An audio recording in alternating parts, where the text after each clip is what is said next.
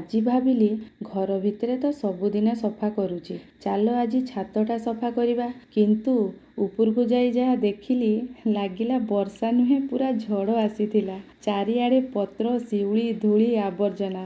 ଏପଟେ ଏଜବେଷ୍ଟର ସବୁ ପଡ଼ିକି ଭାଙ୍ଗି ଯାଇଥିଲା। ପ୍ରଥମେ ତ ଏଜବେଷ୍ଟର ସବୁ ସଜାଡ଼ିଲି। ଆଉ ହଁ, ଗୋଟେ କଥା, ଘରେ ଯେହେତୁ ମୁଁ ଏକା ତ ମୋତେ ସବୁ କାମ କରିବାକୁ ପଡ଼େ। ତାପରେ ଝାଡ଼ୁ ଧରିକି ଲାଗି ପଡ଼ିଲି। ପତ୍ର, ଧୂଳି ଆଉ ଅଳିଆ ସବୁକୁ ଗୋଟେ ଢମାରେ ରଖିଲି। ପାଇପ୍ ଆଣିଥିଲି ଛାତକୁ ଧୋଇବା ପାଇଁ। ଭାବିଲି ପାଣି ଖର୍ଚ୍ଚ କିସ ପାଇଁ କରିବି, ବର୍ଷାରେ ତ ଫ୍ରିରେ ଧୋଇଯିବ। ଟିକେ ପରିଶ୍ରମ ପରେ ଛାତର ଲୁକ୍ଟା ପୁରା ବଦଳିଗଲା। ଦେଖନ୍ତୁ କେତେ ବଢ଼ିଆ ଦେଖାଯାଉଛି। ତାପରେ କିଚେନକୁ ଆସିଲି। ବହୁତ ଥକା ପରେ ଚା ଟିକେ ବନେଇଲି ଆଉ ଆରାମରେ ପିଇଲି।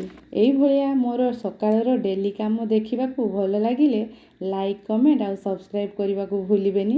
ରହିଲି, ଜୟ ଜଗନ୍ନାଥ।